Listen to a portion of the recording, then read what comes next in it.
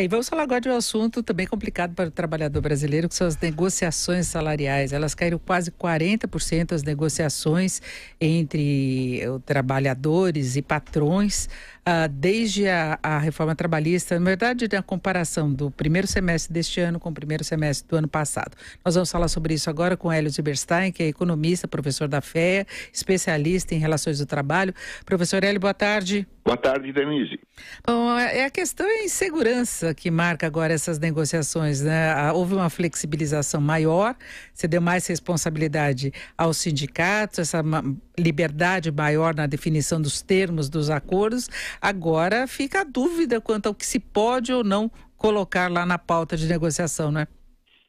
Não, na verdade, Denise, o que está acontecendo é que agora nós temos negociação de verdade. Não é? A responsabilidade da negociação aumentou e é por isso que fica mais difícil fechar as negociações. Antes, talvez eu esteja exagerando, mas muito do que se negociava era um jogo meio de mentirinha, não é? Agora não, agora é para valer. Então fica mais difícil de negociar. Então, sob esse ponto de vista, eu acho que essa mudança que a reforma trouxe é muito positiva. Agora, na verdade, o que está acontecendo são 3 fatores que estão dificultando o fechamento das negociações. Primeiro, por incrível que pareça, é a queda da inflação, Denise. A inflação acumulada até o mês passado era 1,7. Quer dizer, nós tivemos aí um período bem grande de inflação muito pequena. E os trabalhadores querem aumento real. Muito bem, a empresa se defronta com uma inflação de 1,7, ela vai dar mais um pouquinho, vai oferecer 2, 2,5. 2,5 não ganha nenhuma assembleia. O presidente do sindicato tem muita dificuldade de vender esse acordo de 2,5. É gozado, mas no passado, quando a gente tinha uma inflação de 8 e a empresa oferecia 7, era mais fácil de passar na Assembleia, porque é um aumento de 7, não é? E hoje um aumento de 3 é muito mais do que o de 7 de antes, mas é mais difícil de passar. Então, é a mesma posição de quando se avaliava a rentabilidade das aplicações financeiras, né? Exatamente. Você pode até ter um ganho negativo, mas se ele for com um número maior, as pessoas se sentem mais satisfeitas, né? Você deve lembrar, Denise, na época da nossa inflação maluca, a gente falava em ilusão monetária, né? É isso aí. Né?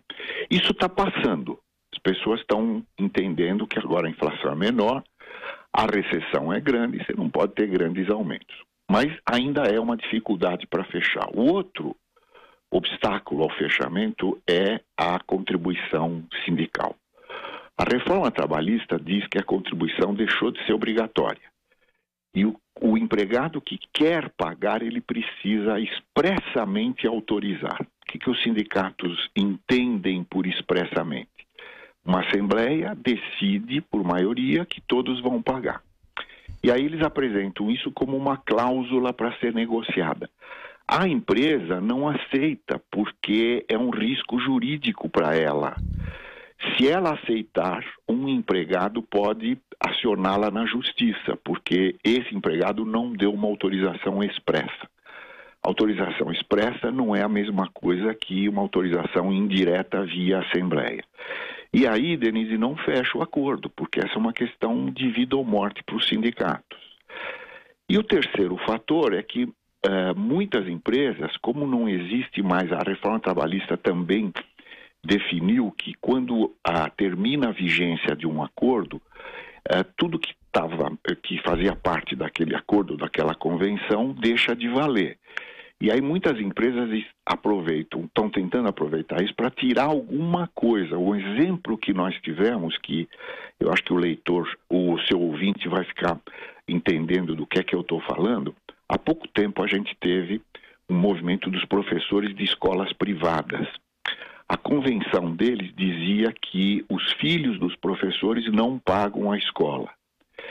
E as escolas, então, queriam diminuir o valor da bolsa dos filhos dos professores. E isso dificultou o fechamento. Então, são essas coisas que estão dificultando. Quer dizer, eu vejo isso como um impacto positivo da reforma. Só que cria mais impasses, não é? E os novos termos serão negociados. Claro que se tenta tirar alguns custos a mais, porque os acordos não são renovados automaticamente. Então, os trabalhadores podem perder alguma coisa em relação a isso. E, professor, acho até bom o senhor tocar nesse assunto, porque eu já tive reclamações, por exemplo, de empresários que foram meio que induzidos pelos sindicatos a fazer o recolhimento das contribuições, dizendo que não, foi decidido na Assembleia, então vocês têm de fazer esse recolhimento. E aí o empregador, na dúvida, acaba cedendo porque a pressão do sindicato é muito forte. E porque ele não quer ficar mal com o sindicato, mas ele acaba ficando mal com o empregado dele, né? Porque muitos não querem contribuir. E podem até cobrar isso daí depois. Podem cobrar. Quer dizer, a reforma criou uma nova situação, uma situação que eu diria mais verdadeira. E é muito difícil, às vezes, você enfrentar a verdade, né? Então é isso que está acontecendo. Eu vejo isso com muito bons olhos. Eu acho que tudo isso é um impacto muito positivo. Nós conversamos com Hélio Zilberstein, que é economista, professor da FEA, é especialista em relações do trabalho. Professor Hélio, muito obrigada, uma boa tarde. Boa tarde, Denise, eu que agradeço.